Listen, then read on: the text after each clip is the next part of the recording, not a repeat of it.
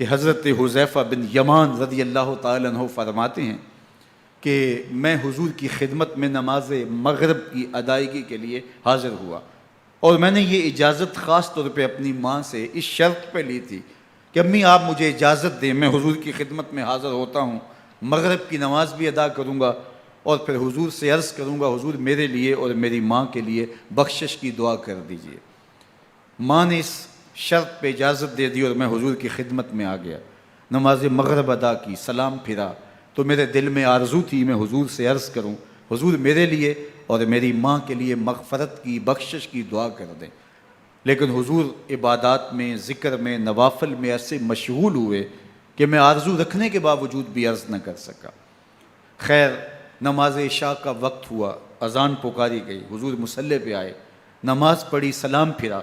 تو میرے دل میں پھر خیال آیا کہ ماں سے ایک نماز کی چھٹی لی تھی، نمازیں بھی 2 ہو گئیں، ماں نے جاتے پوچھنا ہے حضور سے میرے لیے اور اپنے لیے مغفرت کی بخشش کی دعا کروائی تھی تو کیا جواب دوں گا، اور حضور اٹھے اور کاشانہ اقدس کی طرف چل دیے۔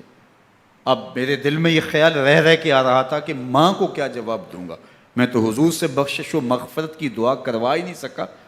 جب حضور چل پڑے تو غیر ارادی طور پہ میں بھی حضور کے پیچھے چل پڑا، چلنے میں تھوڑی سی رفتار تیز ہو گئی جس سے قدموں کی آہٹ پیدا ہوئی،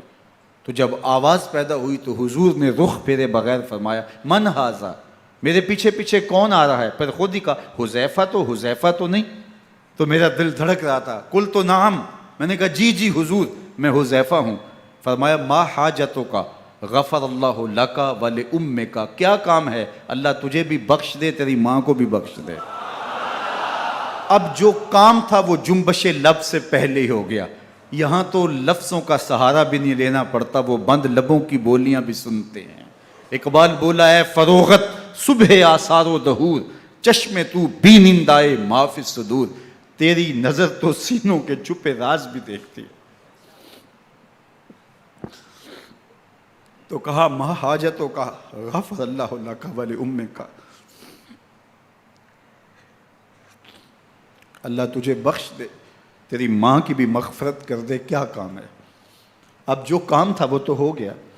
تو میرے حضور نے ارشاد فرمایا حذیفہ سنو، ابھی ایک فرشتہ آیا ہے جو اس سے قبل دھرتی پر پہلے کبھی نہیں آیا، آج پہلی مرتبہ اللہ سے اجازت لے کے 2 کام کرنے آیا ہے، ایک تو مجھے سلام کرنے آیا ہے اور دوسرا خوشخبری دینے آیا ہے کہ آپ کی بیٹی فاطمہ جنتی عورتوں کی سردار ہے اور حسن اور حسین جنتی جوانوں کے سردار۔